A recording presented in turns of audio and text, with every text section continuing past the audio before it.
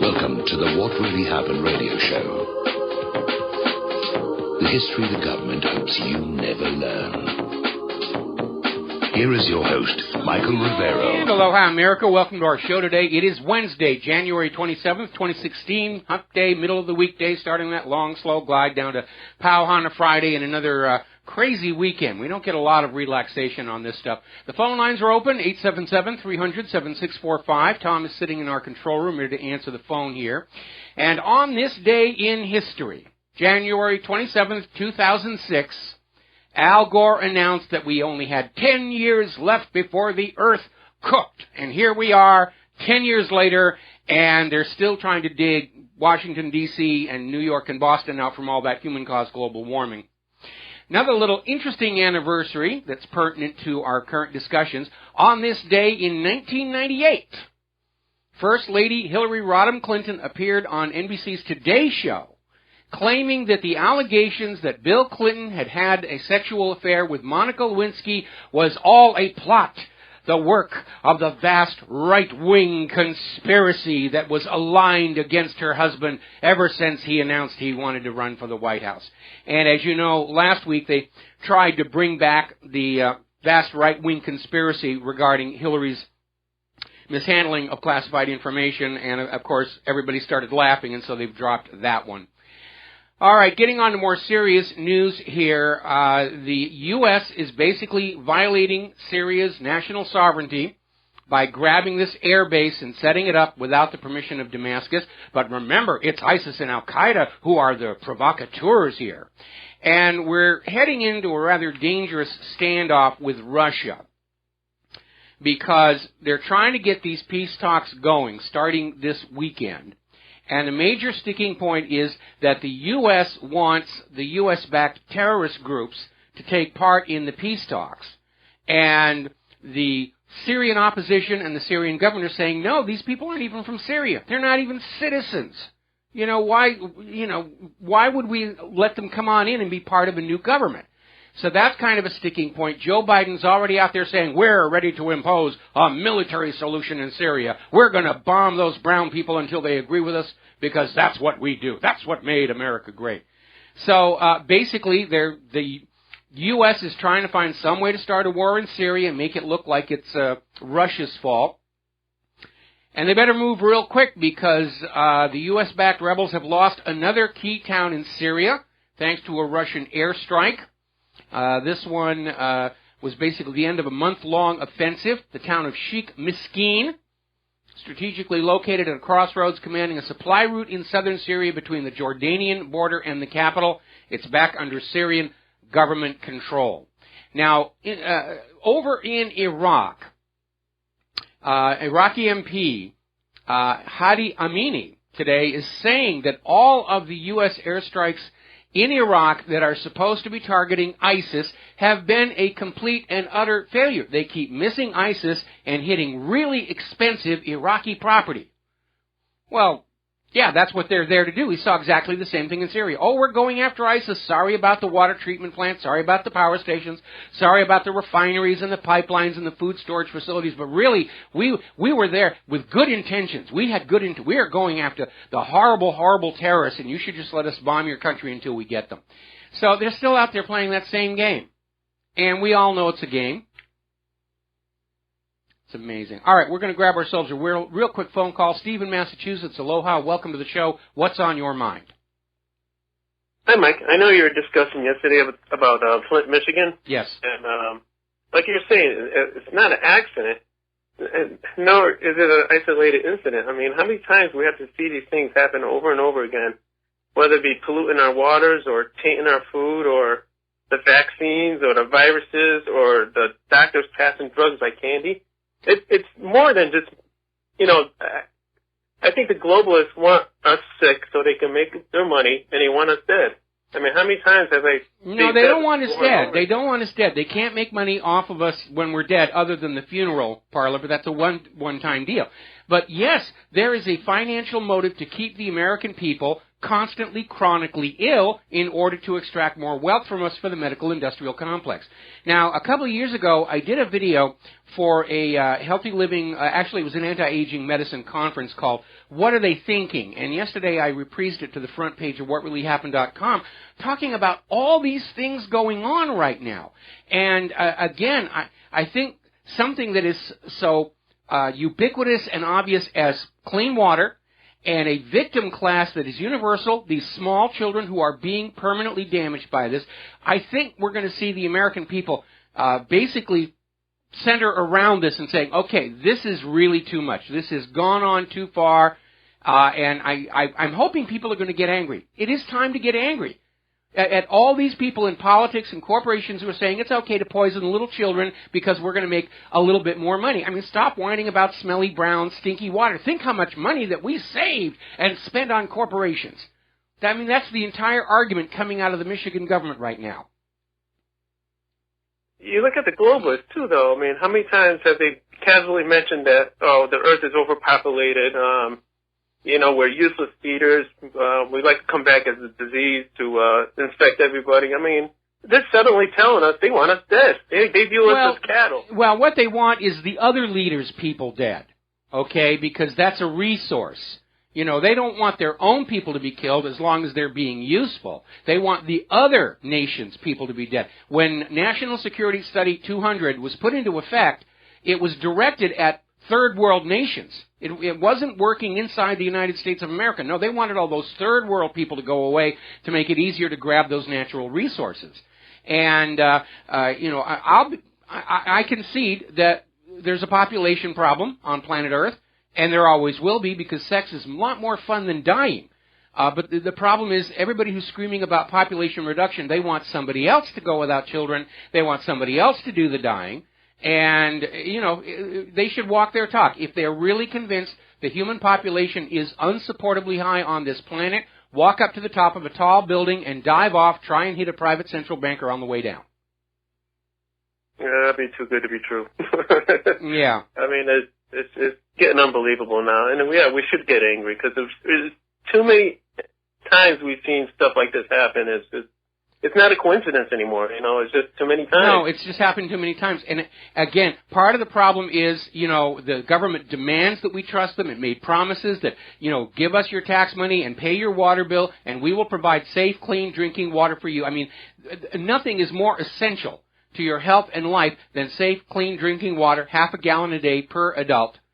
And the government broke their word on that. And they're dealing with a population that's in an enforced condition of dependency. If you try and build a house that isn't plugged into the city water system, they'll condemn it. There are some places in the country you're not allowed to collect rainwater on your own property. You will, by golly, be dependent on the city water supply, and then we find out the city water supply is poisonous. And that should infuriate absolutely everybody. Absolutely. I mean, that itself tells a lot. All right. Well, thank you, Michael. I just wanted to voice my rant. Okay. Well, I understand. Thank you very much. We're going to let you go here. And I'm sure the water in Washington, D.C. is really good. Really clean, crystal clean, pure water up there in Washington, D.C. CNN came on out and said, I wonder if race and poverty had anything to do with food. Yeah, you think so? Anyway. Getting on back to the wars, the U.S. Chief of Staff is calling for a decisive military action against Islamic State in Libya. No, what they're talking about is having to invade Libya again because Libya won't stay conquered. They went in, killed Gaddafi, put in a U.S. puppet. The Libyan people are kicking the U.S. puppet out, so we got to go back and invade the country again. When was the last time you saw the U.S. have so many wars that they have to go back in for sequels?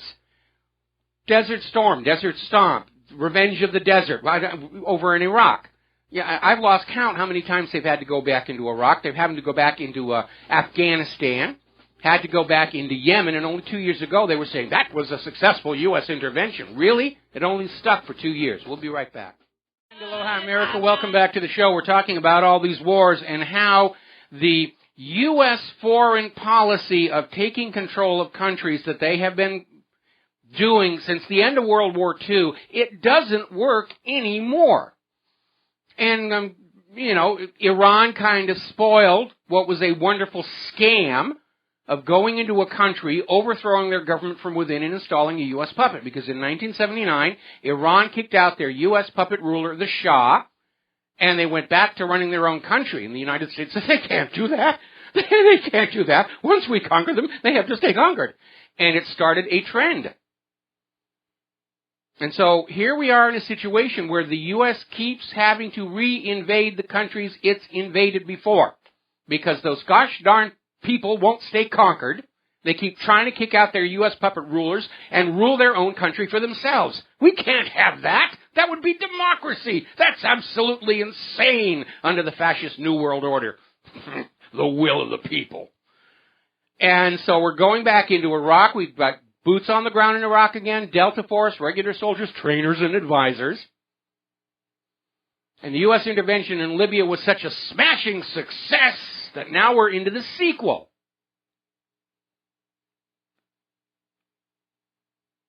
Two years ago, Obama was out there saying how Yemen was a stunning, successful intervention by the United States, and now we're back in Yemen again, using Saudi Arabia as our proxy to cover up for the White House embarrassment. And we have this story coming out of Fortress Blogspot, how American troops are landing in Iraq, and trust us, it's to fight ISIS. We're not making war on those poor people of Iraq and Syria. We're there to fight the evil ISIS wherever they may be.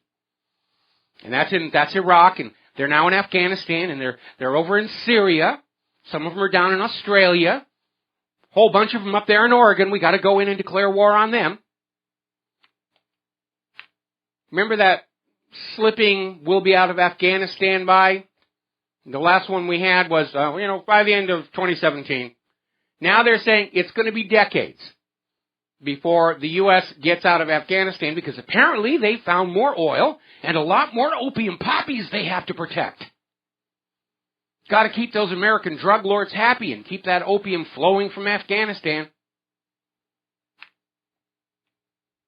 So, the United Nations has found evidence that the Saudi-led coalition in Yemen has in fact conducted widespread airstrikes on civilian targets, which is a violation of international law. And because they are acting on behalf of the United States and the U.S. is supplying them with these weapons, the U.S. is equally guilty of war crimes. And what is really very alarming is the U.S. has now committed so many war crimes. Our government, they're committed to the new war. They have to get into a world war and they have to win it or they're all going away to prison or worse for what they've done. So we have leaders of a country that's going to be unable to win World War III, dedicated to getting us into World War III. That's a bad, bad recipe. Saudi Arabia is using U.S. weapons, including cluster bombs, on civilians in Yemen. Now, up in Ukraine, one of their oligarchs is now out there saying that we all got duped. This EU association deal, they're not treating us like equals.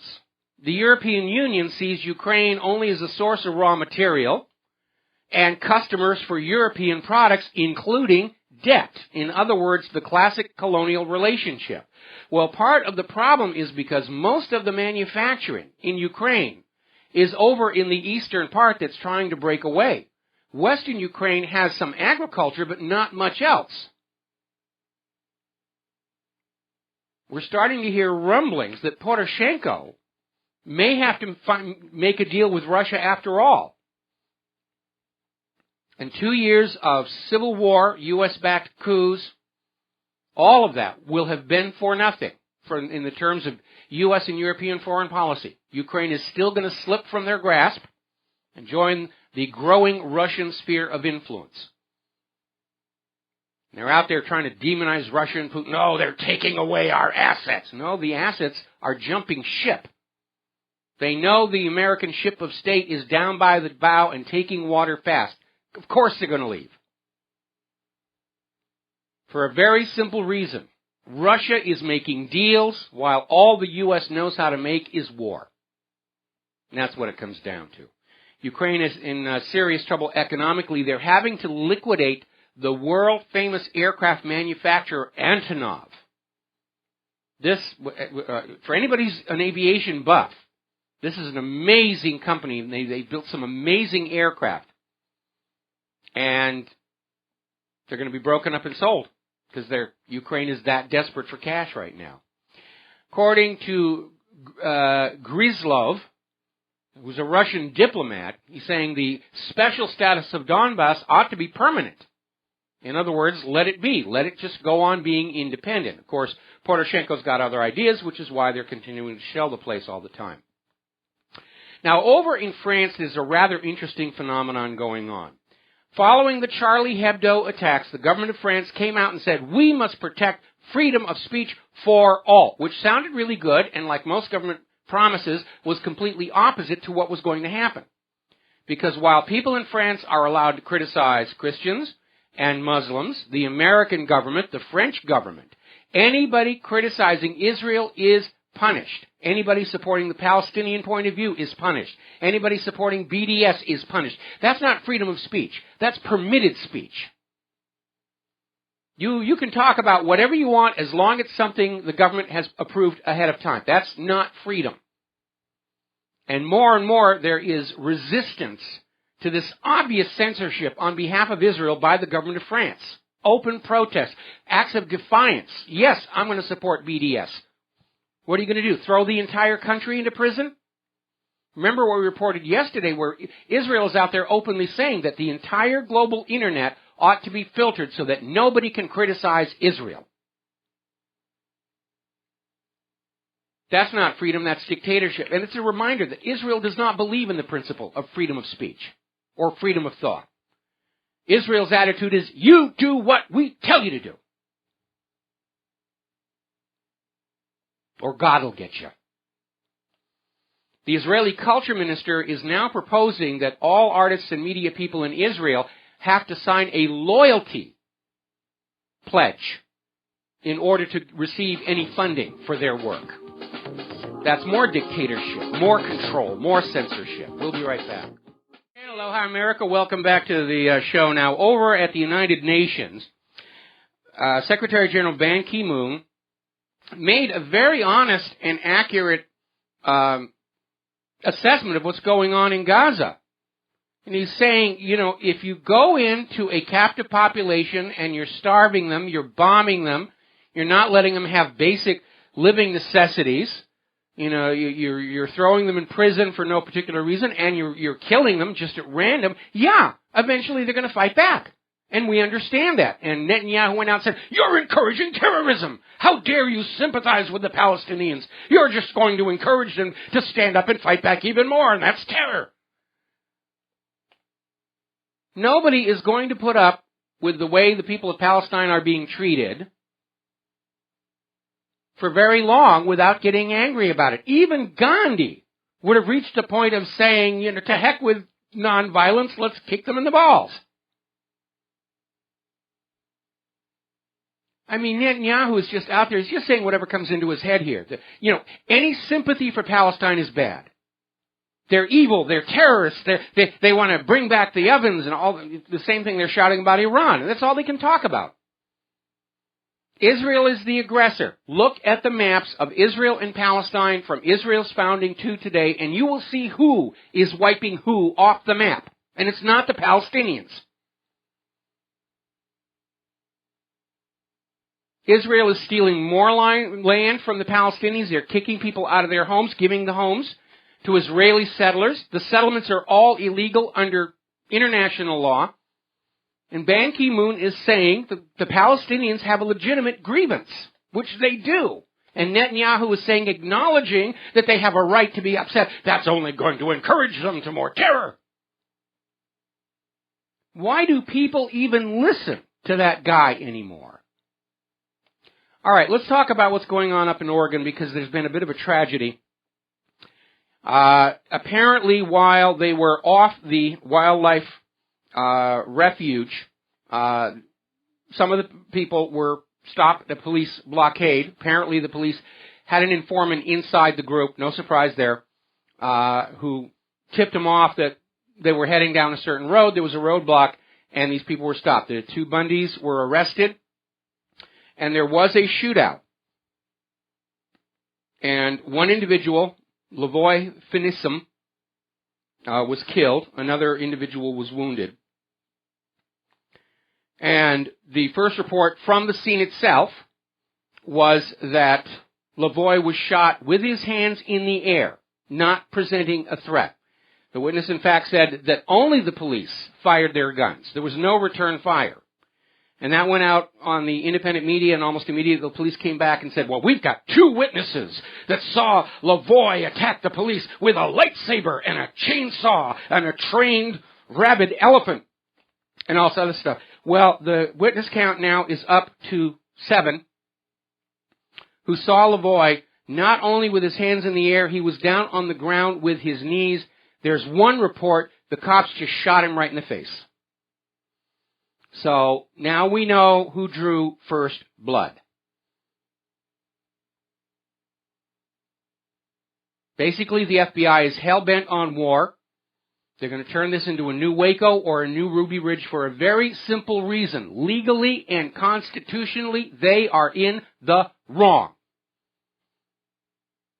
The FBI negotiator who was talking to the people at the wildlife refuge, all they kept asking him was, we'll leave and go home as long as you look into the complaints about the abuse of ranchers by the Bureau of Land Management. And the FBI kept saying, no, we're not going to look at that. We're the government. We're right no matter how wrong we are. You do what we tell you to do. The law is what we say it is. No, it isn't. These people are taking a stand on constitutional grounds because that Constitution and Bill of Rights was put into place to protect the people from the government. The government's the biggest enemy you're ever going to face in life, and that's why that Bill of Rights and Constitution was written. And in that Constitution, there's a specific clause called the Enclave Clause that limits the federal government to ownership only of the land underneath their federal buildings and federally built infrastructure like airports, harbors, and military bases. That's it. They're not allowed to own any of the other land in the country. Because the Founding Fathers knew when the government got into trouble, what are they going to do? They're going to steal the land away from the people and sell it or lease it or pledge it as collateral, and that's exactly what happened. Do you know in the original draft of the Declaration of Independence, the inalienable rights of man were going to be life, liberty, and property? They actually wanted to have a guarantee that all Americans would own their own land to live on. But that was lobbied against by the money junkies of the day. That's why we got that pursuit of happiness thrown in there, which nobody could really figure out what that's supposed to mean. But that's why that was in there, to fill up the space where it used to say that you have a right to life, liberty, and property. But that Enclave Clause was in the Constitution to enforce that right, to say the property that belongs to the American people, either individually or collectively, remains the property of the American people and beyond the grasp of the federal government. The Bureau of Land Management, the EPA, all of these groups have been in violation of the Constitution ever since Richard Nixon ended gold convertibility for the dollar, and they had to start grabbing our lands to pledge as collateral on their debts. Now, like everybody else, I wanted a peaceful resolution, but this is going to go violent, because when the government is in the wrong, and they know they're in the wrong, they're going to resolve the situation violently, leave nobody alive so that they don't have to deal with the fact that they're in the wrong. So, the media has now been advised to leave the area. That's a bad sign. It means the FBI doesn't want witnesses to what's coming on down. I admire the courage of these people, and I understand why they're doing what they're doing. There's only so far that appeasement gets you. Neville Chamberlain learned that one the hard way in the run-up to World War II. And the American people keep surrendering more of their money, more of their freedoms, more of their money, more of their freedoms, and keep saying, why can't the government be happy with that? But government is never happy with that. Government wants it all. They want all the money. They want total tyrannical control. That's the nature of government. And that's why the Founding Fathers crafted the Constitution and the Bill of Rights the way they did, to hold government in check. And going on back to that Declaration of Independence, it says right in there, people are more disposed to suffer while the evils are sufferable. In other words, there's a certain amount of bovine excrement we're going to put up with just because we all want to live peaceful lives. But when a long train of abuses and usurpations, meaning there's going to come a line. And for everybody, that line is a different place. For the people up in Oregon, it was the grabbing of the lands on which they'd lived and ranched for generations. For a lot of other people, it's going to be the fact that our tap water isn't safe to drink anymore. For a lot of other people, it's going to be their 401ks getting looted and raided. Everybody's line is going to be different. But we're all being shoved toward that line by a totally out-of-control government, so locked up with its own addictions to money and power that it can't see the long-term consequences of what they're doing. It's a recipe for disaster. I would like to avoid some kind of a revolution in the streets of America. I don't know that I can stop it.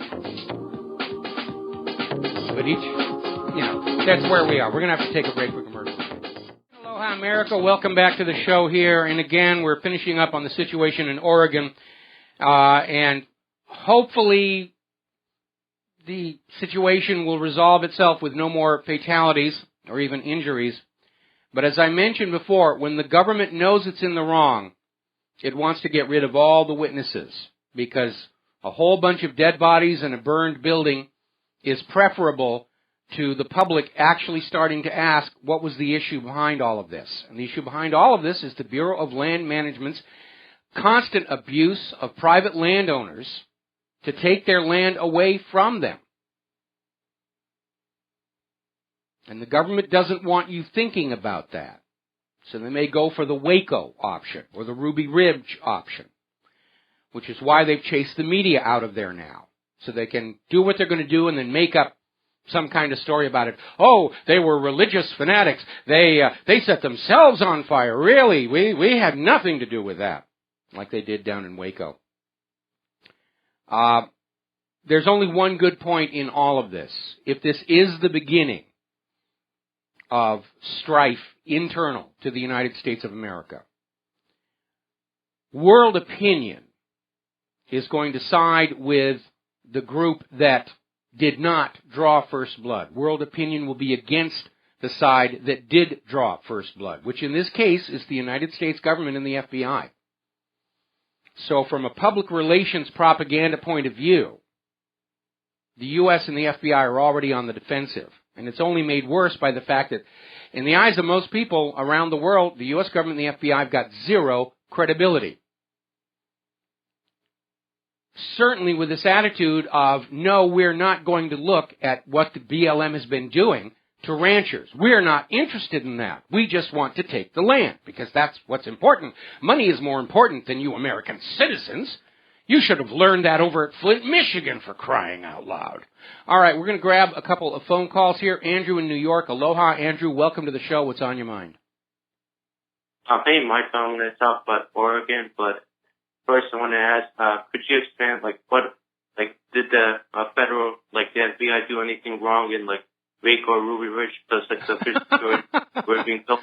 Yeah, actually, they did. I could probably devote several shows to what happened at Ruby Ridge and Waco. Excessive use of force. First of all, what happened at Ruby Ridge is they tried to set the guy up and turn him into an informant, and he refused. And then they tried to railroad him into jail because he was out there saying, hey, the FBI is trying to recruit informants around here. And that's what led to the standoff at Ruby Ridge, where they got the FBI sniper, shot the guy's wife while she was holding their kid, their little baby. And the FBI sniper gunned her down. It was a huge, huge embarrassment. In Waco, there's all kinds of stuff about that where, the BATF needed a newsworthy, spectacular gun raid because they had had a whole string of public relations disasters ever since they were given enforcement authority. kicking down the wrong door, killing innocent Americans, just all kinds of stuff. So they wanted a spectacular gun bust, against these crazy religious gun nuts down there in Texas. And it turned into the siege, and the siege was ultimately ended when the FBI poured this CS tear gas, which is illegal to use in warfare on enemy troops, and they pumped it into this church full of women and children and gassed them to death, and then set the place on fire to cover the evidence. And we know that the gas death preceded the fire because in the autopsies there was no sign of smoke inhalation in any of the bodies. So they had stopped breathing before the fires actually got going. The official story, they're religious nuts. They set themselves on fire just to make us look bad.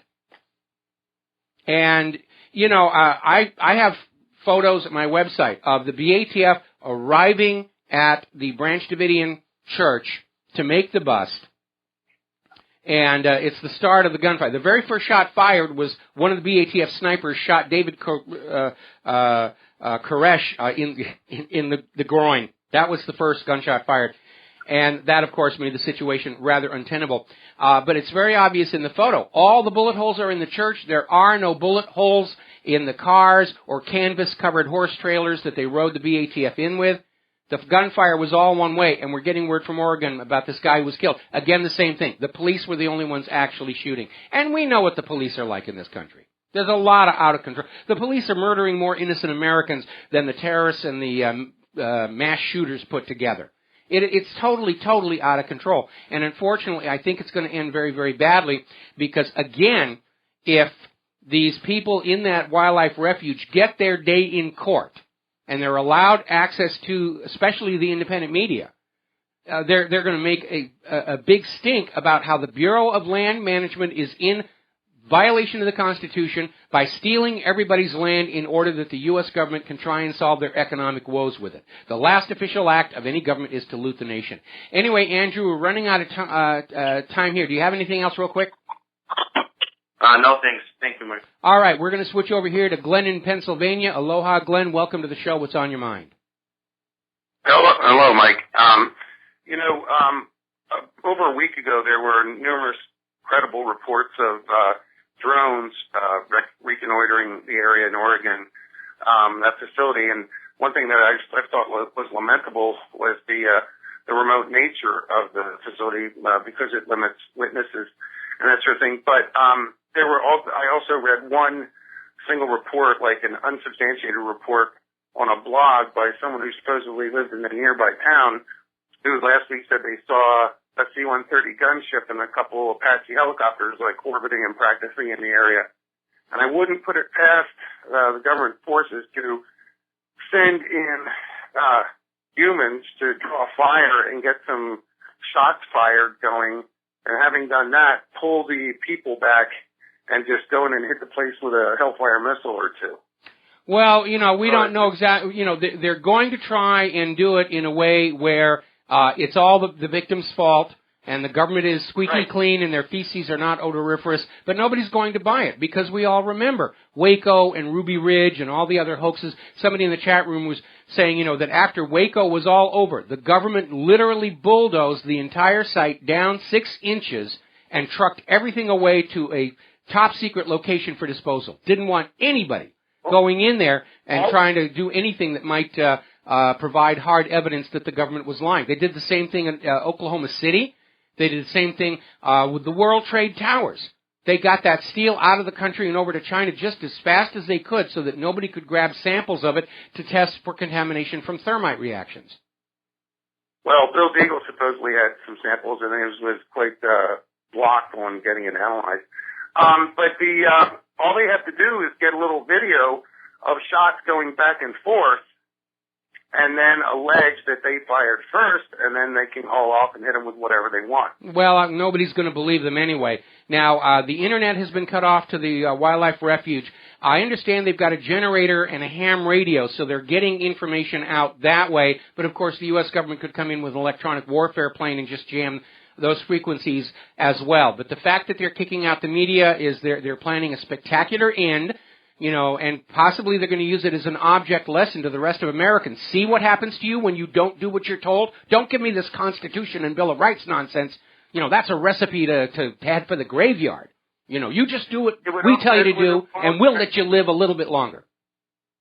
While I don't feel that the protesters have conducted themselves wisely in this case, at this point, clearly it would be wrong for them to be slaughtered. It would almost be nice if there could be hundreds of protesters at the vehicular checkpoints, chanting, "No more Ruby Ridges, no more Waco." That would be a good thing to have happen here. But again, as you point out, it's in a very remote location. It's very cold up there. They're dealing with all that human-caused global warming right now. But again, the reason they went this route, the government is behaving badly. The courts are corrupt and backing up the government's point of view. Because they all know that unless they can steal the land of the American people, their little party is over. It's going to be over eventually anyway. This is a stalling move. But the last official act of any government is to loot the nation, and that's exactly what they're doing. And part of the looting are our public and private lands. And that's why the Founding Fathers put that enclave clause in the Constitution. This government, the Bureau of Land Management, are acting outside the Constitution. They are an illegal, illegitimate government, and that's why these people in Oregon are taking a stand. I hope the best for them. All right, we got to let you go. We got to take a break for our top of the hour news and commercials. We got a call waiting on the line, and I'm going to get to that just as soon as we come back. And aloha, America. Welcome back to our show, hour number 2. The phone lines are open, 877-300-7645. We're going to go ahead and grab a phone call from Janet in Florida. Janet, thank you for waiting patiently. What's on your mind?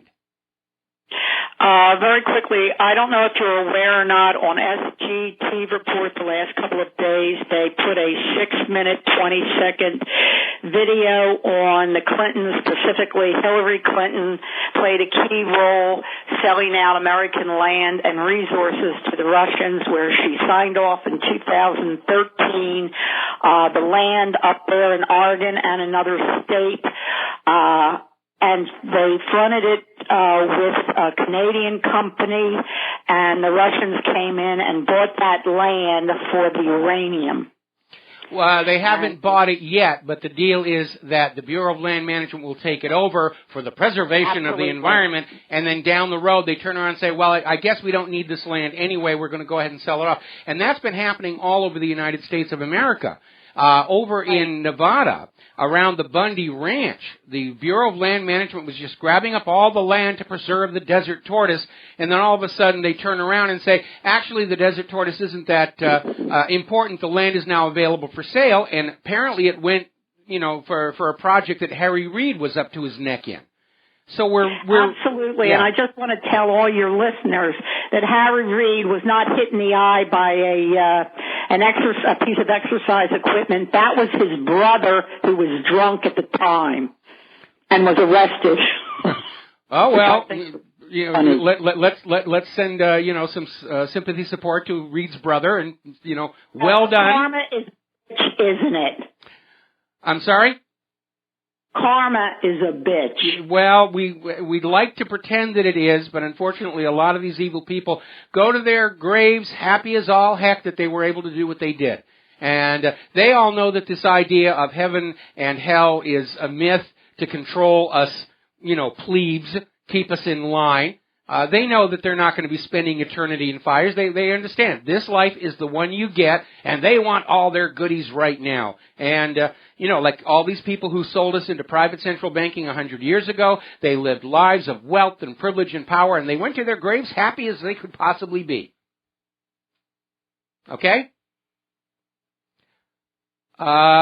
Okay.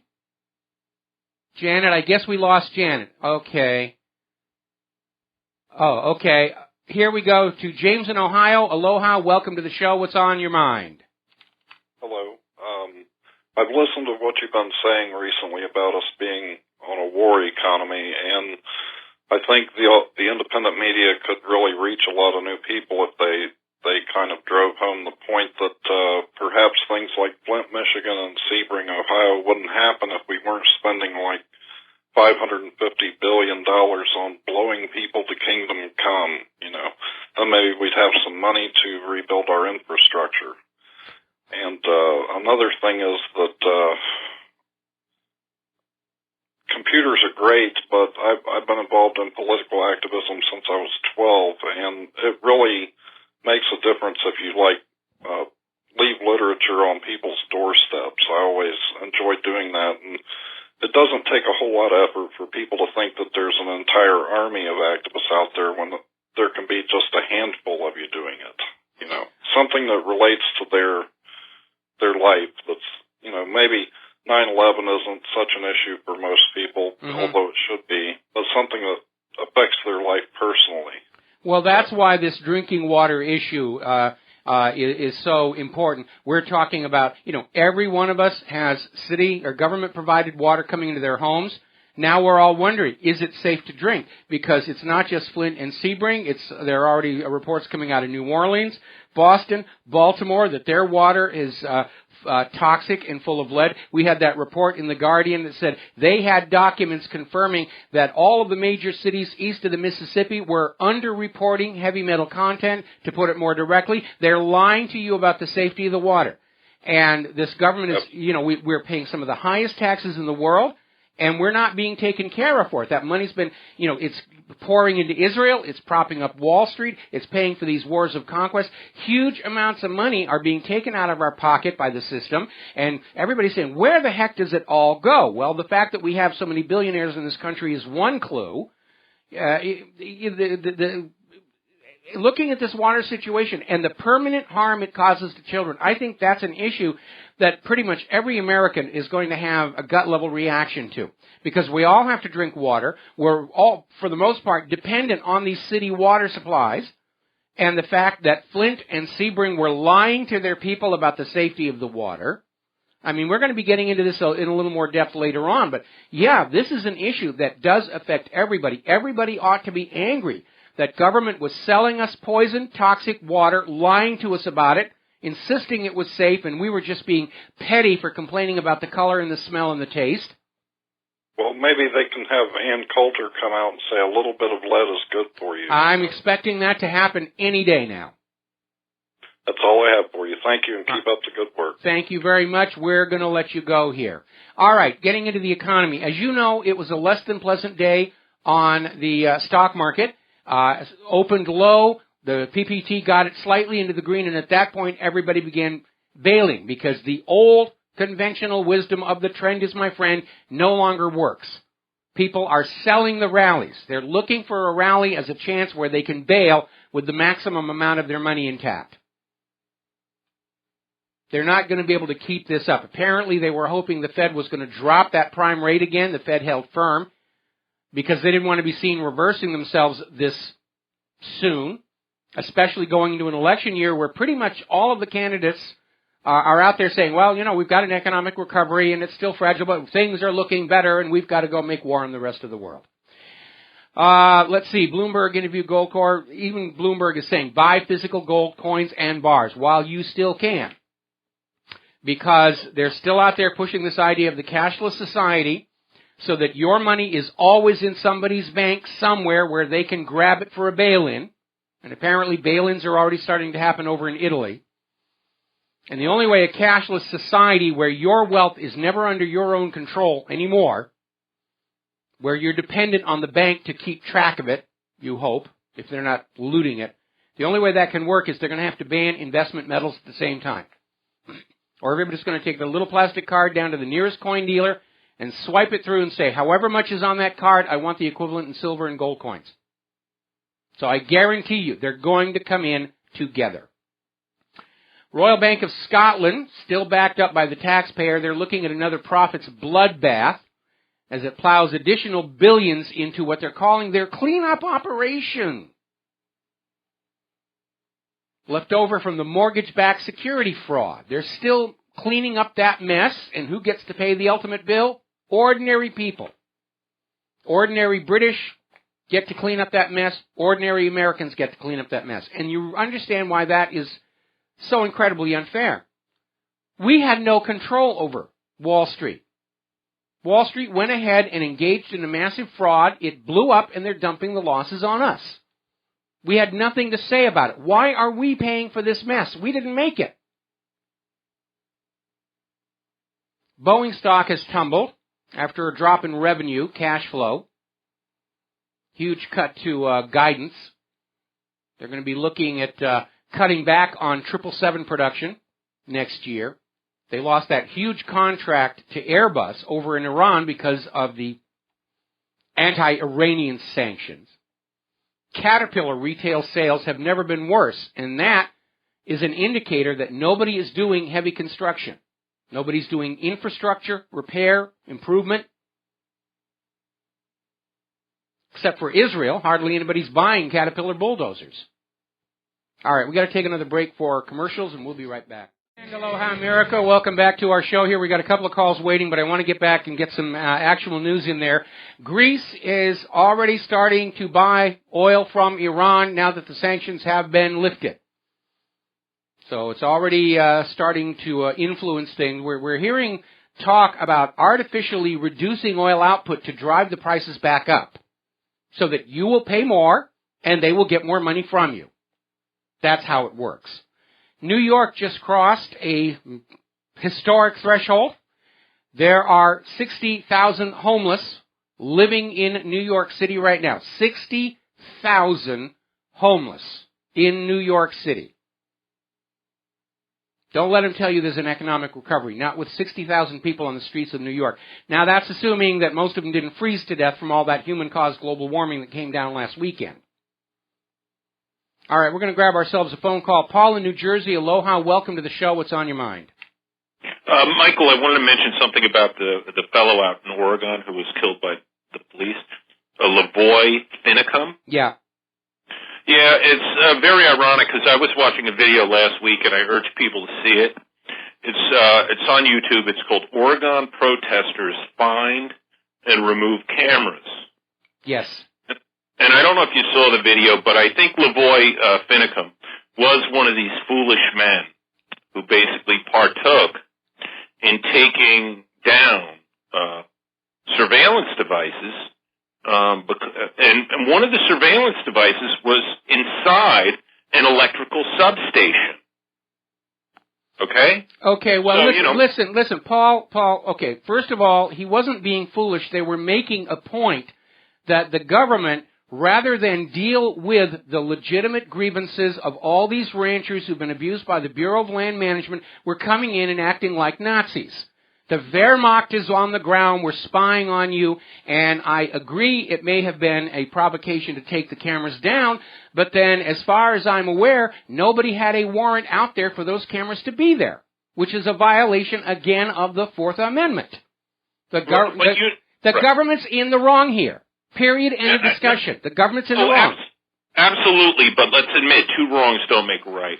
And this is inside. If you watch the video, you'll see it is Lavoy Finicum. It looks like on the ladder, trespassing into the electrical substation, which basically has a surveillance device. And the reality is, should we hire guards to watch an electrical substation? Wait a minute, Paul. The surveillance devices they removed were not there for the power substation. They're units that are specifically manufactured by the Canon Company for law enforcement. They've got night vision, high resolution. I went out and I tracked down the books on these. These are not units that are used for surveillance of security for a power station. Those are going to be permanently hardwired units.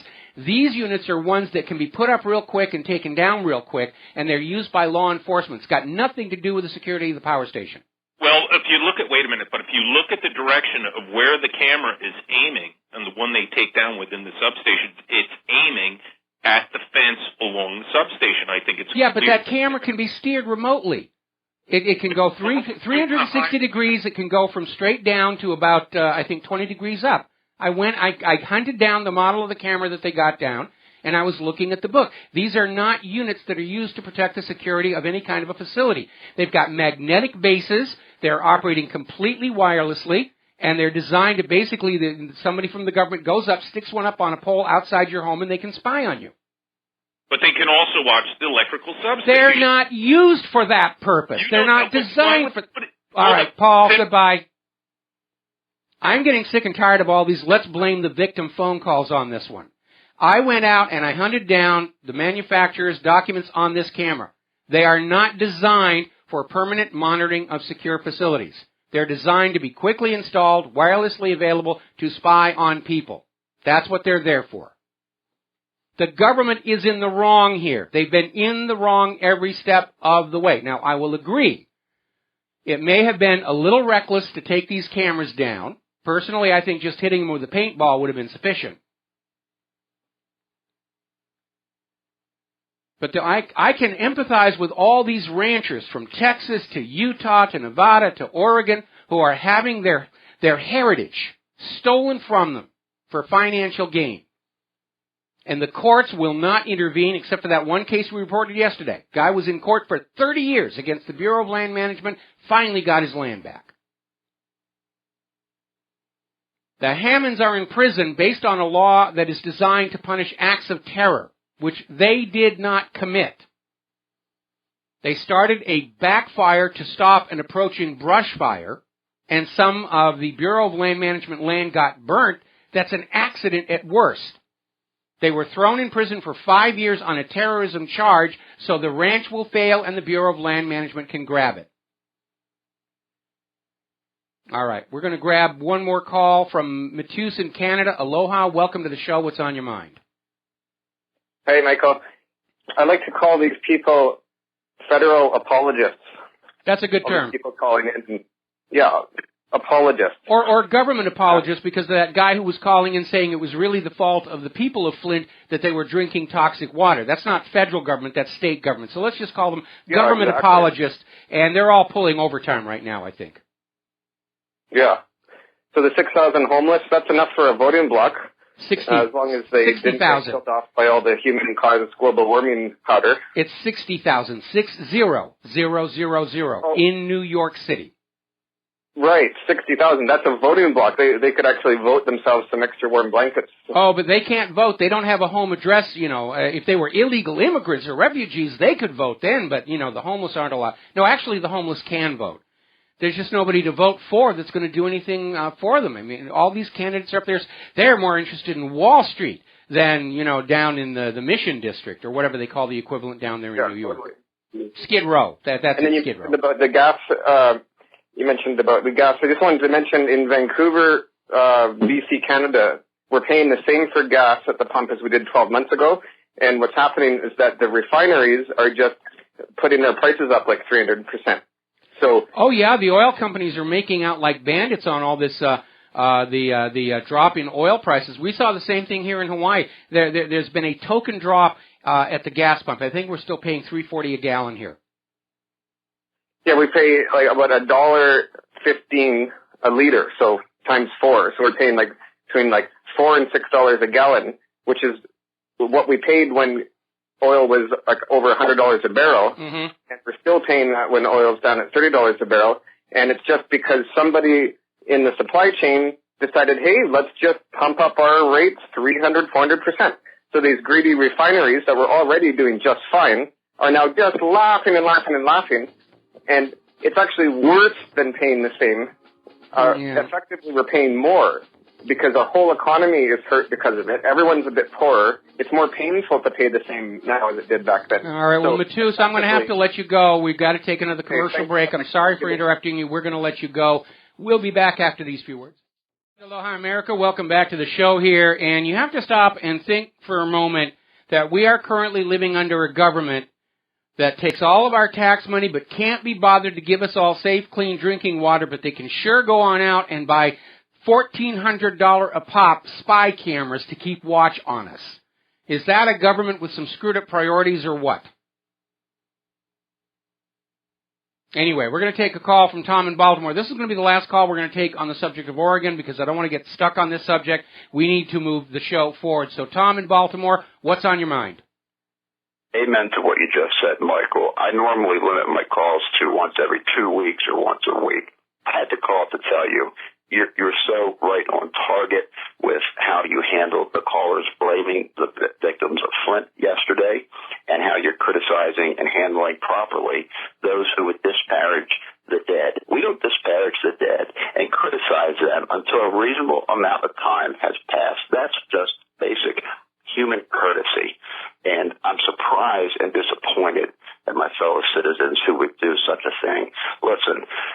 leave you with this. We live in a country that has treated us like slaves for so long through the unapportioned direct tax on our wages, which would be unconstitutional if it wasn't refunded to us, but they put us through that circus act of trying to file and go through the laws that they know they're going to get over on us. We have a federal judiciary and a Justice Department that serves only, for all intents and purposes, to do nothing but attack us. Our government, in every way, shape, and form, does not work for us. It works for itself.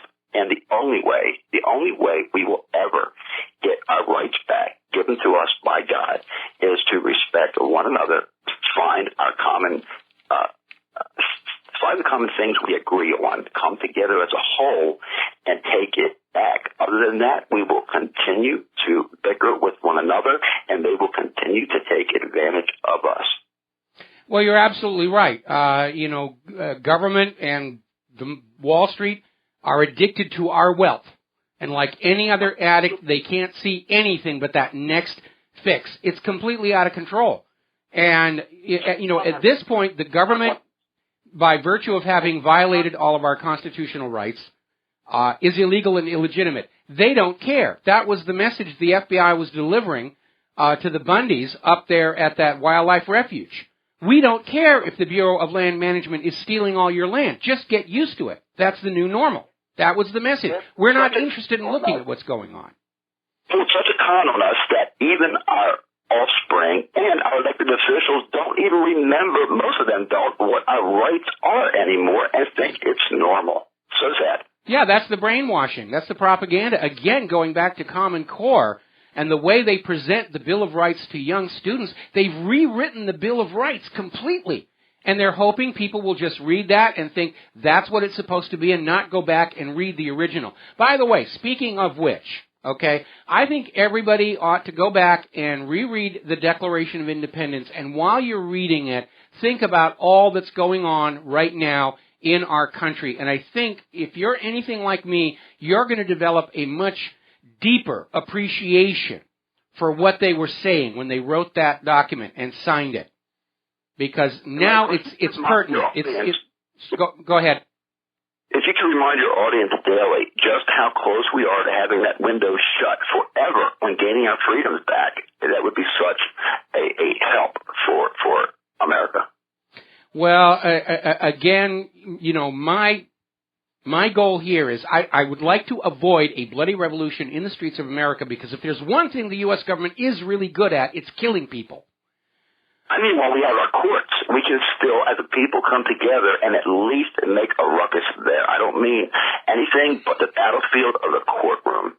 Well, unfortunately, the courtrooms are compromised, and again, that's been a consistent problem with the Bureau of Land Management, because the judges all know what's going on and why it's being done, and they want to keep their very cushy paychecks and luxurious jobs, so they're going to go with the flow. I mean, if you go back to that thing, that case Sullivan versus United States, where the judge in the case actually admitted in the court record that the 16th Amendment hadn't really been ratified, but the judges go along with it because, those fancy courtrooms and those robes and everything were all paid by tax dollars. The court system is very much... Look at this ridiculous thing with Planned Parenthood, where, the grand jury insists Planned Parenthood did nothing wrong, and then they indict the two filmmakers. Meanwhile, we've got Hillary Clinton, who's committed at least 15 violations of Title 18. She's not only not charged, she's still considered the leading Democratic candidate to be President of the United States of America. If that doesn't tell you how screwed up this country has become, nothing will. But the only thing we haven't seen is, en masse, the people hit the courtrooms with as many lawsuits as they can put together. That's the last thing I can think of. We get picked off one by one, even as groups and class actions. But if we hit it in mass, like we can send 1 million or more men to Washington, if we did that with the courts, somebody would have to take notice.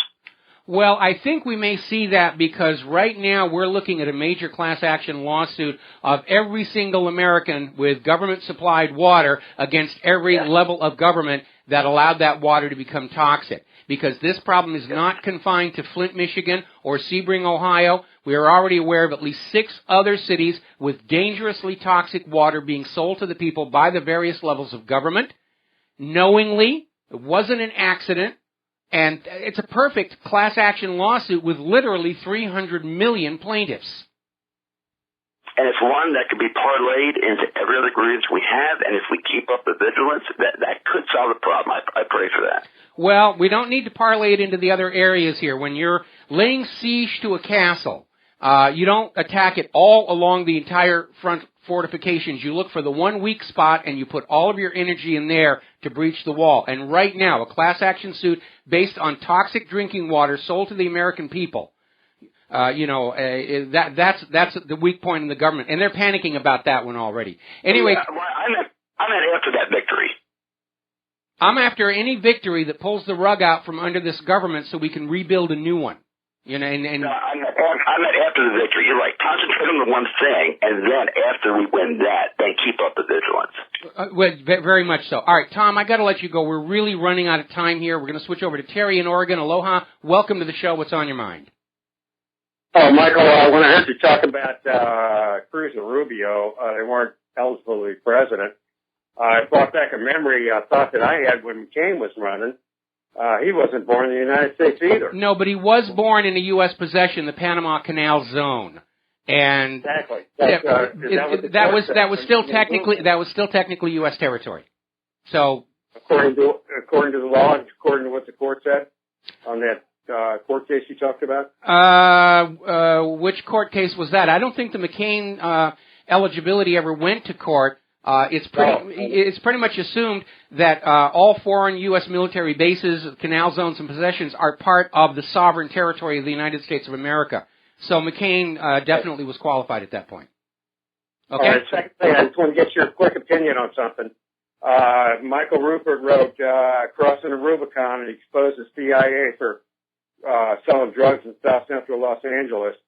And his suicide was always a question in my mind. Do you have any thoughts on that? Yeah, I'm absolutely in agreement. Mike and I traded a lot of correspondence. I actually got introduced to Freeway Ricky Ross by my first wife, who was an Olympic-class substance abuser.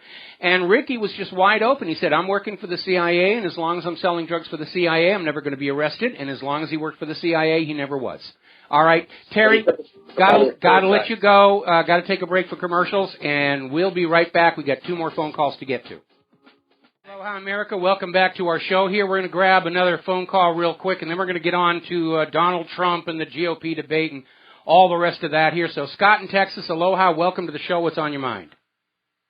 Well, I just want to address, like the caller or two ahead, about how we can start addressing these out-of-control judges. And what we're starting to do here in Texas is like me and my mentor, we're actually just attacking the transportation code with traffic tickets, because everybody gets one.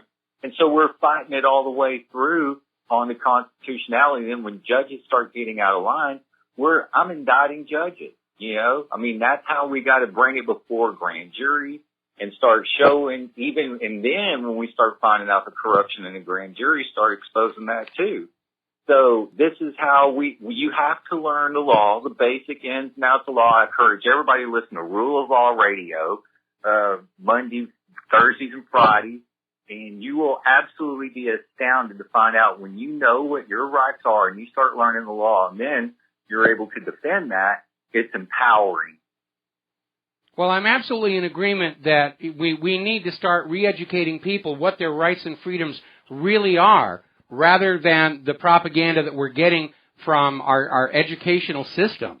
Going in and actually looking at the Common Core curriculum of what they're teaching our children, their rights in this country. They've watered them down. They've rewritten them. They're basically, this is the Constitution and the Bill of Rights as the government would like it to be, not as it actually is. Well, it's really clear-cut. The transportation code is really clear-cut. Once everybody starts reading it, then you really start figuring out how brainwashed everybody really is. And this goes back to what I've been saying a long time. I've been calling in for a little while now. The brainwashing of the masses. We've all been lied to. Everything you thought was true is a lie. And Absolutely. And once you start realizing the facts, and it's spooky, but it's a fact, and you have to deal with it. Yeah, I mean, government lies about everything. In fact, I think they're afraid to tell the truth even once because we might learn how to tell the difference. All right, well, listen, Scott, I need to let you go. I'm way behind on my talking points. So let's get on to the candidates and the campaign. As you probably have already heard, Donald Trump has announced he will be boycotting tomorrow night's debate because Fox's Megyn Kelly is clearly biased against him. Remember the old Fox News motto, we report, you decide? Well, we know from the very first Fox debate, Megyn Kelly just came out clearly in attack mode. And Donald Trump doesn't need to deal with that. And this was clearly a repeat of how Fox News treated Ron Paul in 2008 and 2012, where they wanted him out so that their candidate could go in. I think this is going to blow up in Fox News face because it's just going to be the losers, Megyn Kelly foremost among them, whining about Donald Trump for an hour and a half. And I certainly don't intend tuning in to watch that. I have better things to do with my time. And I suspect that the audience numbers for this debate are going to be very, very low. Nobody's interested in what these other people have to say, and nobody's interested in anything Megyn Kelly has to say anymore. And as a reminder to all those people out there saying, how dare Donald Trump, refuse to show up at the debate, this is the end of him. Remember, back in 1980, Ronald Reagan skipped the last debate before Iowa and still won in a landslide. Trump has already said everything he needs to say. He doesn't need to stand up there and be a target yet again. By the way, speaking of being a target, Donald Trump has actually come out defending Vladimir Putin over this Alexander Litvinenko murder. Now remember, the British government came out with a report saying they're pretty sure it was Putin. This is from 10 years ago. The only reason to bring it up now is to bash Putin with it. And a lot of people have looked at the British report and said, there's nothing there. It's an allegation. It's an accusation. The method of the assassination with polonium-210 is something that's favored by the Mossad, not Russia. And Donald Trump came up and said, there's a lot of people who are saying it isn't Putin. It's his honest opinion, and I think that's great. All right, we're going to take a phone call from Joe in California. Aloha, Joe. Welcome to the show. What's on your mind? Hi, thank you for taking my call. I just wanted to say regarding all these people who suggest, we need to get into court and drag everything. I think from top to bottom that the whole thing is corrupt. And once one little person steps forward, they do everything they can to silence that person, including launching like an IRS audit on anything to silence them. Yes. And I don't know what it would take to bring America together as a whole to save this nation. But when you look at everything, whether it's the television news or the stuff regarding the debates, it's all based on preserving certain monopolies and making sure the Bretton Woods Agreement somehow is sustained. And it's preserving the status quo. They're literally trying to drag us back to the 1950s. They're not interested in a bright future for anybody. They want things all the way back there. You need to remember a major guiding principle of society as a whole. The moral and the immoral are mutually exclusive societies. Neither one tolerates the presence of the other. And what that means is once a government starts to go bad, it goes all the way bad. Now, I still recommend. In my opinion, when you look at the Milgram experiment graduates, they have those people at every branch where the regular guy who's been done wrong has to go to, in order to try to voice his unjustness or his right for peaceful redress or grievance. Mm-hmm. And he's shut down at every level because they've got a Milgram experiment graduate in that position that the person goes to, and they're just given the runaround. And I'm not sure what the solution is. Well, I'm about to share that with you, but you're right about Sidney Milgram. And the Milgram experiment was originally done to explain why so many people in Germany just went along with the Nazis, but it's also a good explanation for why so many people go along with our government as it tortures, commits war crimes, cluster bombs civilians, and shreds the Constitution. And the Milgram experiment was that 60% of people are just going to go along with an authority figure just because it's an authority figure. And a good example of that kind of mindless stupidity is in that FBI negotiator out there in Oregon, who's out there saying, I don't care if the BLM is stealing ranchers' lands. My job is to come in here and slap you all down. And he may in his own heart of hearts understand that he is in the wrong, but some authority figure has told him to do whatever it is they're going to do. Waterboard the children, torture the people at Abu Ghraib. And that's unfortunately a damning... Hang on, let me finish.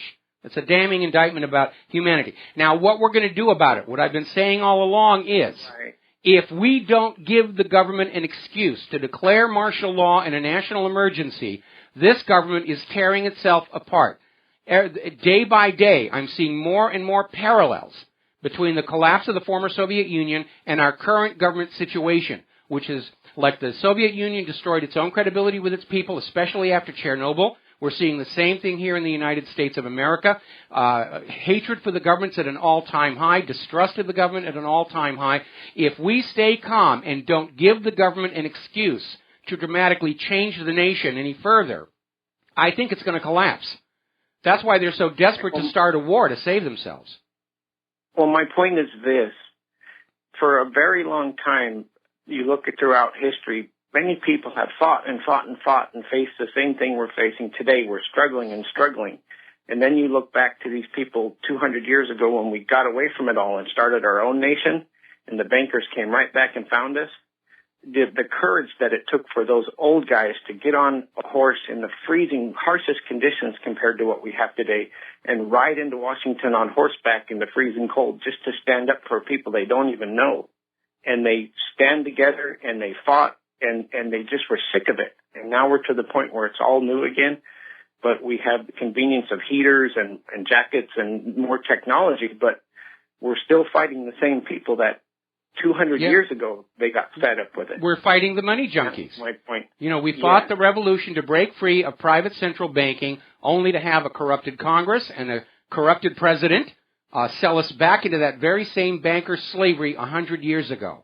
And now go back, reread the Declaration of Independence, and I think when you keep in mind all that's going on in our country today, you're going to have a deeper appreciation for what these people were saying and writing in the Declaration. Well, my opinion is with radio stations like yours who are waking up the people, when you start to expose them, the useful idiots come and they try to divert your topic. We've had a couple of phone calls from them already. Anyway, listen, thank you for the phone call. We got to take a break for our news and top of the hour commercials. We'll be back with hour number 3. Aloha, America. Welcome back to our show, hour number 3. The phone lines are open, 877-300-7645. We're talking about the campaign. We're talking about Donald basically blowing off tomorrow night's Fox News debate, and I think it's probably not going to hurt him anywhere near as much as it's going to hurt Fox News, because without Donald Trump there, who's going to tune in? Now, Hillary Clinton, according to an article over at readersupportednews.org, Hillary Clinton is now scrambling for neocon support. Apparently, she is unable to comprehend why her poll numbers might be falling, or they are following. She just can't figure out why. Everybody loves her. The women love her. The illegals love her. So she is starting to adopt more and more of a hardline neocon foreign policy to try and stand in contrast with Bernie Sanders, who's seen as insufficiently devoted to Israel. That's Hillary's new campaign message. Vote for me. I will be more supportive of Israel. Hillary, look down. What country are you standing on? Big clue why your poll numbers are going down. But that's basically it. Hillary is going to modify her campaign and run on, I can kiss up to Israel better than any other candidate out there. That's her new approach. A little bit of bad news. Up in New Hampshire, Rand Paul's presidential campaign office has been broken into and computers stolen with various databases and campaign files. So already the black bag work is underway. They don't know who did it. I'm sure we can all take 2 or 3 guesses. And I'm sure Rand Paul has data backups. I certainly hope he does. But that kind of information, databases and campaign files, that is very valuable to your competitors for the job. Elizabeth Warren is out there talking about, right now she's hearing a lot of ideas on the Democratic side to try and make college affordable for hardworking people again. And all she's getting from the Republican side is, no, we don't want to do that. The whole point of college education in America today is to jam young kids onto that debt hook as early and as hard as we possibly can and make them our debt slaves for life. More and more students are thinking about suing the colleges they graduated from for false advertising, for luring them in, enrolling them, getting them onto those student loans with promises that they were going to have high-paying jobs with which to repay that debt. And, of course, that simply didn't happen. Over in Europe, the refugee migrant crisis is starting to tear the European Union apart. The Schengen Agreement has now been totally scrapped. All of the member states of the European Union are going back to controlling their own borders. So those people in the European Union, they've got all the downside of being in the European Union, enslavement to the European Central Bank, and none of the upside. Schengen has gone away. The open borders have gone away. It's all been destroyed. Merkel is facing accusations of literally ruining Germany. They're starting to pull together all the information, and they've discovered that the New Year sex mass rapes happened in 12 out of the 16 German states. Major, major problem. Crowding concerns after refugee center worker fatally stabbed in Sweden. It's just all around there. And we're seeing another story coming out of 12160.info where refugees are saying there are ISIS militants coming in and living with them in Germany. Now, whether they're there to do mischief or whether they, like so many of the regular soldiers, have just deserted and they're looking for a new life, we don't know. But that is a real danger. We're being told all the time, ISIS is evil, ISIS is bad, ISIS is coming to, short sheet our bunk beds and steal, whatever. ISIS caused the great blizzard of 2016. And yet this open borders policy is literally allowing these people to come into our country. Does that sound like good, wise government to you? Now, over in Austria, there's a big upset there because parents discovered that the teacher in this one Austrian town had changed a traditional children's song, replacing the word God with Allah. Now, it is all the same guy, if you go back to, the origins of monotheism, Abraham. But I can understand these parents being upset where God is taken out of the song and Allah put in Austria, in the middle of Europe. Now, here's a very bizarre story. Apparently, over in Denmark, a 17-year-old girl was the victim of an attempted sexual attack. Man came up, threw her on the ground, tried to undress her. She drove him off with a pepper spray. Now, the attacker, we don't know if it was an immigrant or a local. That's got nothing to do with it. The sexual attacker got away. They don't know who it is. They can't find him. They're not charging him. They're going to charge the girl, though, because apparently in Denmark, it's illegal to have pepper spray. And I guess the thinking in the government of Denmark is it would have been more appropriate for this girl to just lie there and let herself get raped. And you're starting to wonder, has all government on planet Earth gone insane? We see that same mentality here in the United States where, better that women get raped in an alley rather than let them have guns. All right, story coming out of RINF.com. Apparently this idea of reparations to blacks for slavery is being bandied around again by political opportunists. And it is a stupid idea for a very simple reason. None of us is responsible for anything outside of our own control. And certainly nothing is further outside our control than things that happened before we were born. And by the way, this also applies to Israel, which is still trying to milk us for wealth and weapons and everything because of something that theoretically happened in Germany in the middle of the last century before we were all born. happened long before I was born, and I'm in my 60s. Give it a rest already. So getting back to this reparations for blacks, the idea is that somehow we non-black people, us pigmentally challenged, to use the politically correct term, owe the blacks reparations for something that some of our ancestors did to some of their ancestors a long time ago. And I'm not saying slavery was good, but do you realize you wouldn't be living in this part of the world if that hadn't happened? You'd still be over in Africa, and life would be a lot worse. But let me tell you why that's such a stupid idea. I do not come from a family of slave owners. In fact, some of my ancestors in New Hampshire ran one of the stations on the Underground Railroad. When I was a kid, I used to play in a house that still had the hidden room where they would keep the slaves hidden from the slave catchers until nightfall when they could move north again.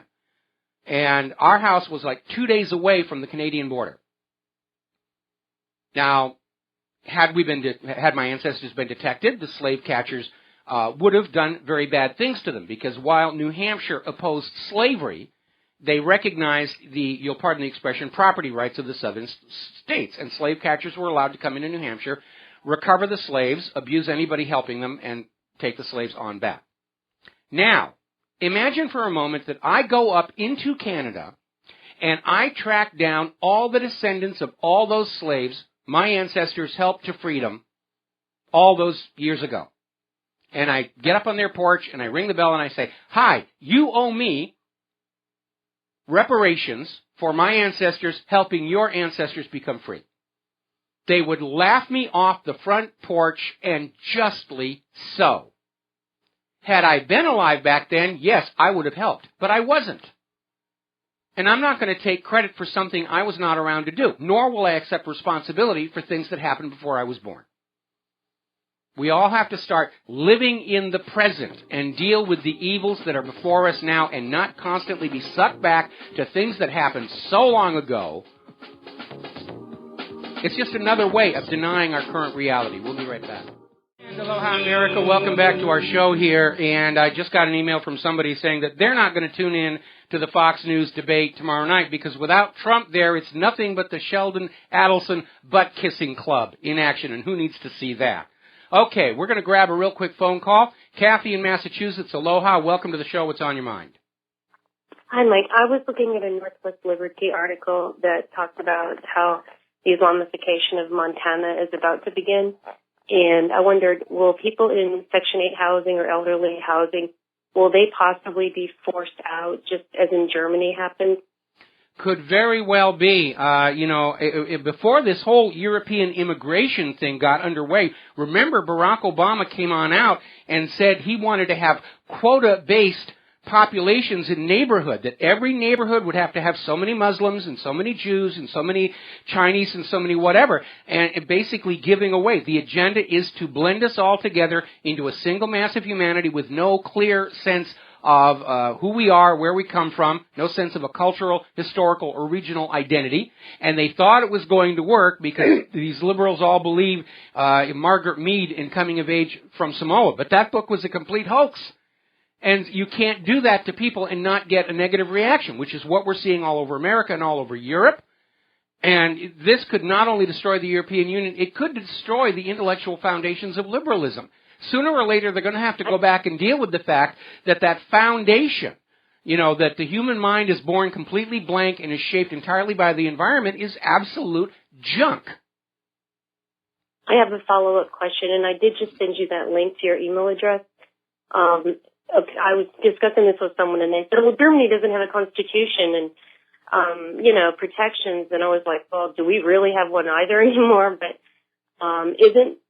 what's the difference between our constitution and the German? And isn't the German constitution superseded now by the by the EU unelected bureaucrats? Yeah, that's a big problem for all the member nations of the European Union, is that Brussels is supreme over all. And that's why Nigel Farage is starting a cross-party movement in Britain, saying we love Europe and the Europeans, but we don't want decisions for Great Britain being made by these bureaucrats, all the way over there in Brussels. Much the same argument that George Washington and Thomas Jefferson said about decisions in the American colonies being made from all the way in London. And so there's a certain merit to that. Now, as far as the Constitution is concerned, whether or not it is in effect is up to we, the American people, because it's our Constitution. It says so right at the top. We, the people. The government is our employee. They are basically supposed to be janitors of our national sovereignty. And the Constitution and the Bill of Rights are the rules under which they do their job. And just like a janitor is not allowed to grab extra office machines and sell them to pay off his credit cards, our government is not allowed to grab ranches out in the West and sell them off to pay their bills. They're behaving criminally, period, end of discussion. Anyway, listen, Kathy, I need to let you go. We're running out of money, and I want to get into the Flint situation before the end of the show. So thank you very much. We're going to let you go. That Constitution is ours. It's the property of we the people. We own it. It's ours. And whether it's effective or not is up to us. We have a right to demand the government comply with the Constitution and the Bill of Rights and respect those limitations on its behavior, or they're simply not the legal and legitimate government of this land any longer. And then we have to decide what we're going to do about that. Now then, getting on down to Flint. Michigan Governor Rick Snyder has leapt into action to deal with this horrible scandal of toxic water in Flint. He's hired a public relations firm. Basically, Snyder has hired PR firms using super PAC money to deal with the issue. And basically, people around him are saying Snyder is viewing this not as a public health crisis, but a public relations problem. It's just an image thing. We don't need to deal with the water. We just need to convince everybody that brown, smelly, stinky water is actually okay. We'll get Ann Coulter over here to say a little lead is good for you, just like that caller suggested. Now, activists are getting ready to sue the state of Michigan to force them to fix the Flint water supply. And it's more than simply hooking it back up to Detroit, because the damage to the existing pipes in Flint has been done. The lead is now out. It's loose and it's in solution. The official recommendation from the Flint Water Department right now is to run your tap a little while and see if the water gets better. That's it. Now, the hard reality is the damage is done. There's no taking it back. That it's permanent. It's an irrevocable move. Now we're getting a very interesting story. This came out of MLive.com. Documents that are being released in this scandal are showing the city of Flint filed false reports about water testing. City water officials filed certified documents with state regulators claiming the water was okay. This was a deliberate decision to feed toxic water to the citizens of Flint, and the government covered it up. Remember what Richard Nixon said? It isn't the crime that gets you, it's that cover-up. And again, this is not just a problem in Flint, Michigan. Right now, up in Ohio, there are people that are very upset because now it's come out that the government of Sebring, Ohio, knew their water was bad and kept it from the people.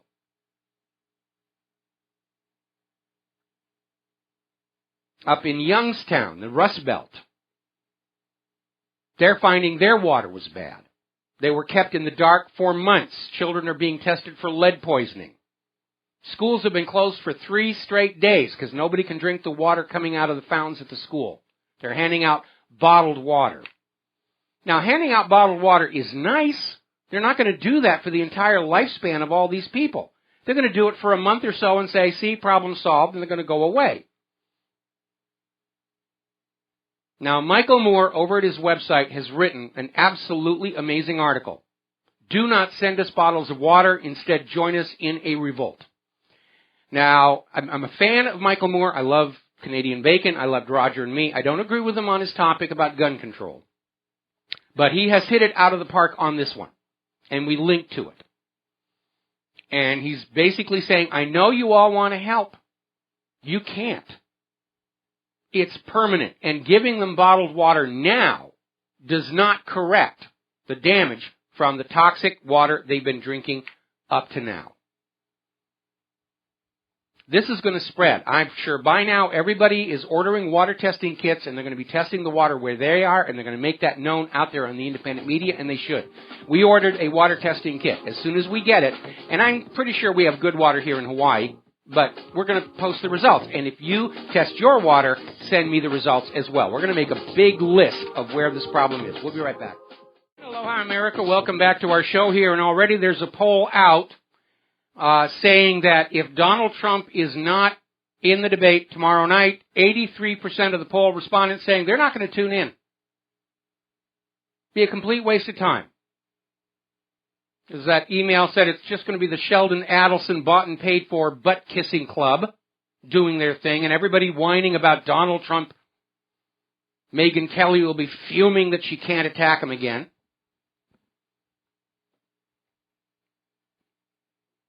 Fox News was out there trying to say, well, the president doesn't get to pick the journalists. That's never been the issue. The issue is Fox News journalists trying to decide for us who our candidate will be. And we let them get away with it in 2008 and 2012, no more. We're going to decide who our candidates are. Not Sheldon Adelson, not Fox News, not Wall Street. That's the way it's supposed to be. It's the way this nation was designed. The candidates come from the people. And the people raised the money to run them, and there were strict limits so that people who were wealthy couldn't shape the government to their own fascist dreams. Look where we are right now. By the way, I did post a link to the text for the Declaration of Independence to the front of WhatReallyHappened.com, and your homework assignment is to reread that. And while you're reading it, keep in mind all that's going on in this country right now. I have never appreciated the writers of the Declaration and the signers of the Declaration as deeply as I do right now. I think you're going to have the same experience that I did. All right.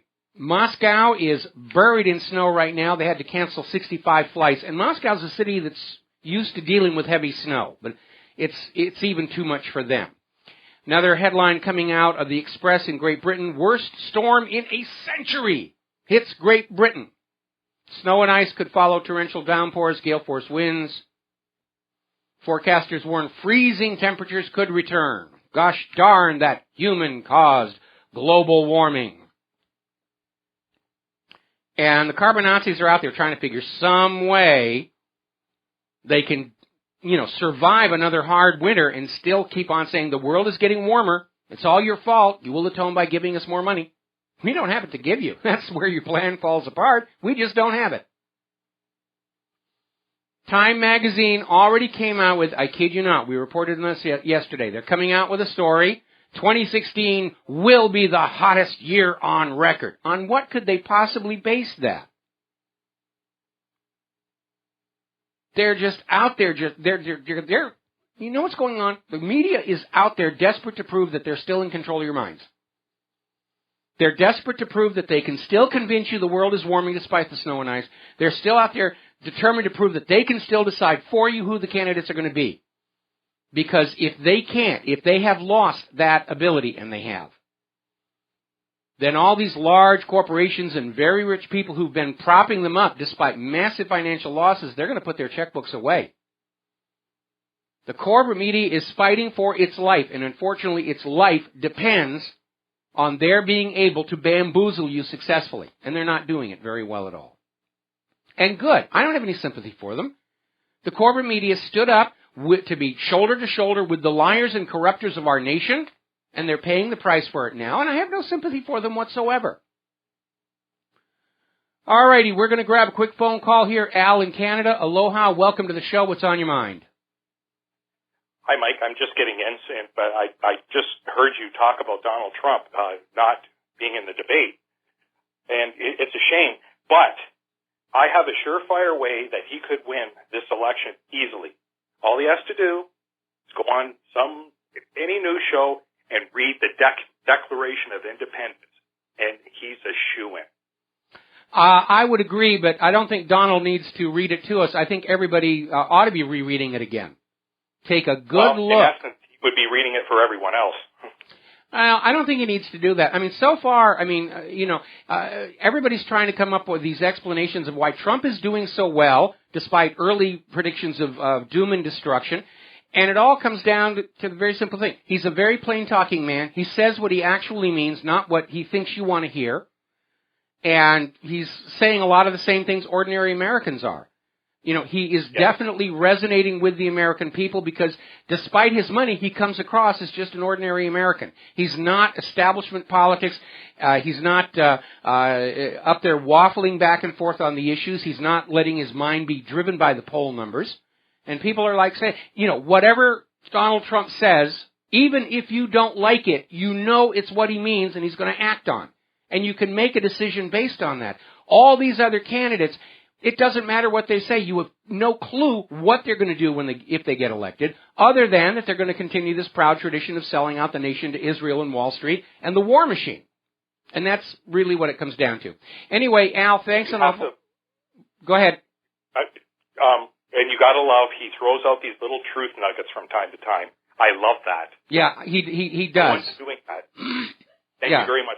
All right. I'd love to be able to get Donald on my show. Obviously, he's too busy. He's the top contender and everything, but I would love to get Donald Trump on my show. And, obviously, I want him to win. If for no other reason, then it's going to shake things up. And for Donald Trump to shake things up, he's going to need a Congress who will back him up. And it looks like he's going to get that. Already seeing indications of a major anti-incumbency, anti-friend of Israel fever sweeping this nation this year to an extent where vote rigging isn't going to save them. Vote fraud can shift an election 5 or 6 percentage points. Trump is leading 2-1, more than 2-1 over his closest competitor. Hillary is self-destructing. I don't think she's going to make it to November. She can't possibly hold off all that's coming down until November. Even if the FBI comes out and says, well, we didn't find anything at all, and you can trust us because we're the FBI. You've seen us on movies and TV. We're a great bunch of people here. Americans have lost all faith and trust in the U.S. government. And you know what that means? They're going to start trusting their own opinion more. And that's a good thing. You should trust your own opinion above and ahead of the government and the media. That's a good thing. A skeptical people is a free people.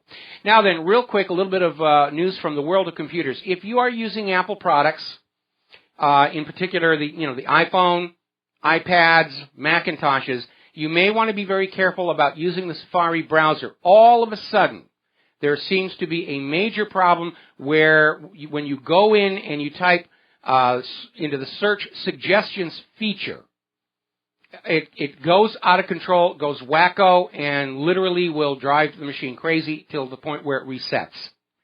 And whether this is something that came with the latest upgrade to iOS, or whether it's related to that malicious website that we talked about on Monday, I think it was.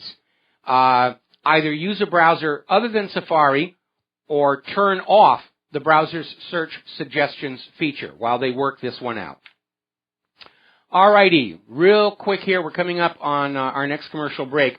A story coming out of ENA News where scientists on their own have gone over to the Porter Ranch gas leak to take their own measurements and have consistently discovered that the degree of methane and contaminants leak is 3 times higher than what Southern California Gas and the local government have claimed it is.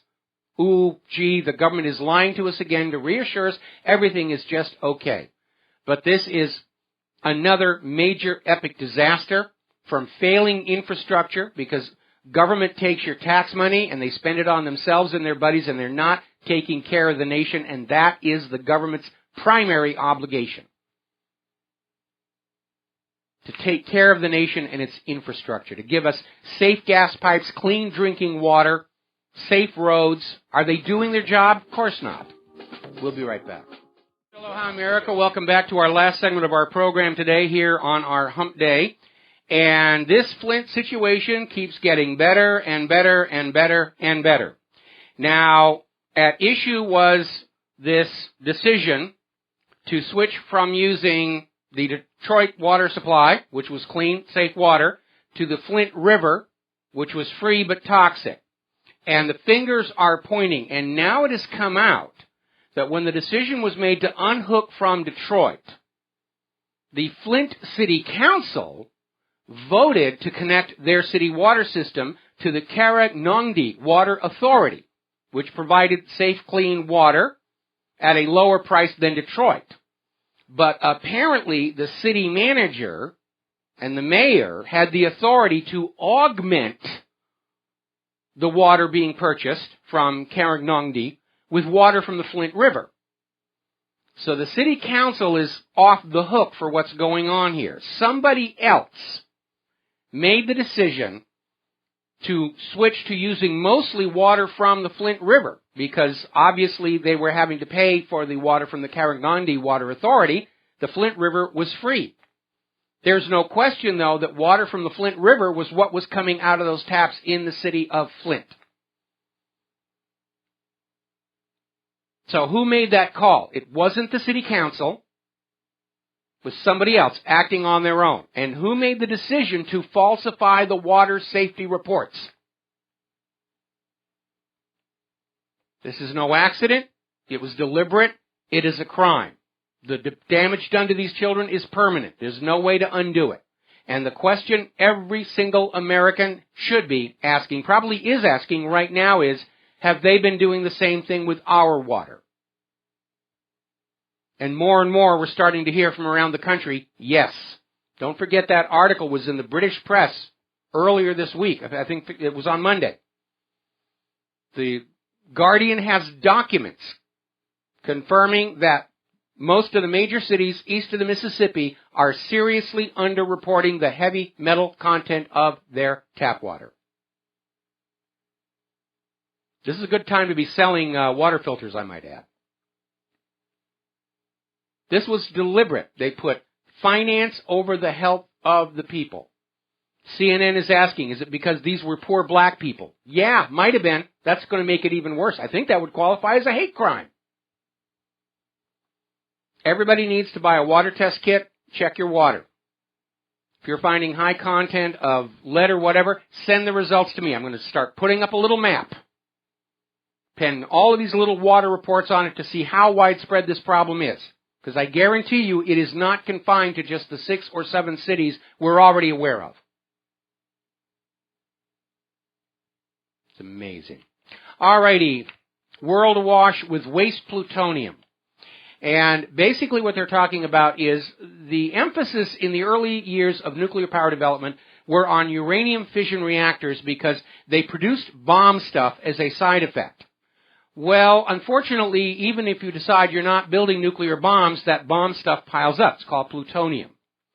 And there's a lot of it around, and it's not being taken care of. It's part of the nuclear waste disposal problem.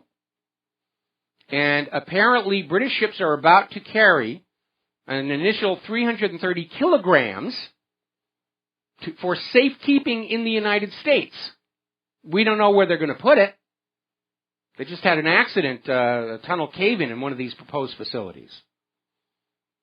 But there is, according to Paul Brown, there's a global plutonium mountain of hundreds of tons of nuclear power's most hazardous waste product. And here's the kicker.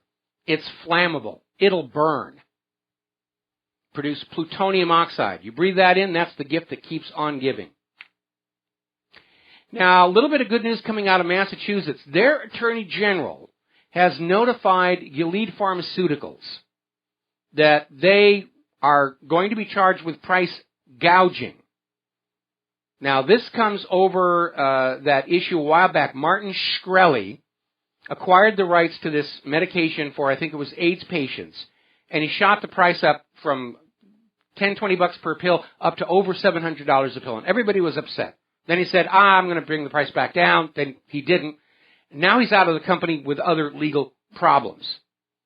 But the Massachusetts Attorney General is saying that they're going to charge the company the price gouging unless they bring the price back down to a fair and just amount. Good for the Attorney General in Massachusetts. Little reminder here as we look at the biological weapon accident in Ukraine, the U.S. lab, looking at that that flu that is all over Russia right now? Did you know the Centers for Disease Control, first of all, it's not actually a part of the government. It's a private, for-profit corporation. Most of its money comes from the pharmaceutical companies. Do you know they own the patent on the Ebola virus?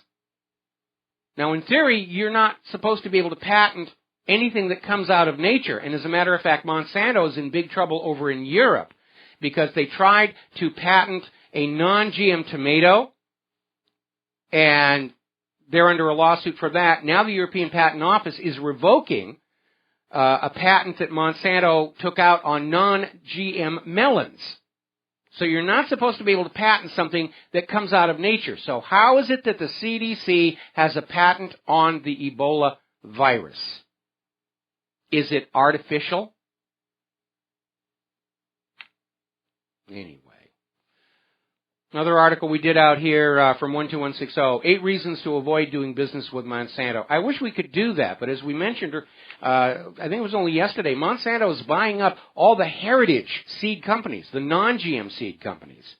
And you can still get non-GM seeds from the hardware store from these companies, but Monsanto is trying to establish a monopoly on food production around the world. So you don't get to grow food, produce food, without Monsanto getting a piece of the action. Up in Massachusetts, again, there was a man who was arrested in jail for filming a police officer. He sued because he was thrown in jail. Civil rights lawsuit, settled out of court for $72,500. Good. Up in Chicago, ex-City Hall insider John Bills has been found guilty in a red light rigging scandal. Apparently he made a deal of rigging Chicago's red light cameras to favor crooked business executives from Arizona, lived a lavish lifestyle, jet-setting across the country, living in chic hotels. And speaking of chic hotels, there's a scandal that is growing now. This is a heartbreaker, and it has to do with the Wounded Warriors charity. And first of all, there shouldn't be a need for that charity. But it sprang into existence because the U.S. government, Veterans Affairs Department, they've turned their backs on our veterans, our injured veterans coming back from all these wars of conquest. They're being ignored. They're basically being put in a holding pattern in the hope that they're just going to die and stop being a burden on the war budget. We're hearing all these horror stories of people who file for critical medical support, and they have to wait 6 months to a year.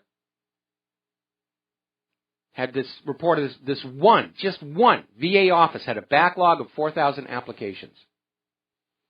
So somebody stepped up with this Wounded Warrior charity so that Americans who are aware of how the government is shortchanging our veterans could do something about it. Now, unfortunately, it's turning out that, like so many other commercialized charities that we've seen, it's not doing that much charitable work. And the organizers of Wounded Warriors are spending most of those donations on themselves. You know, strategic planning retreats in 5-star hotels. And I think that's absolutely sick. And I'd like to give you a little suggestion. And this is from what Claire and I do. Claire and I are involved with the homeless and hungry here on the island of Oahu.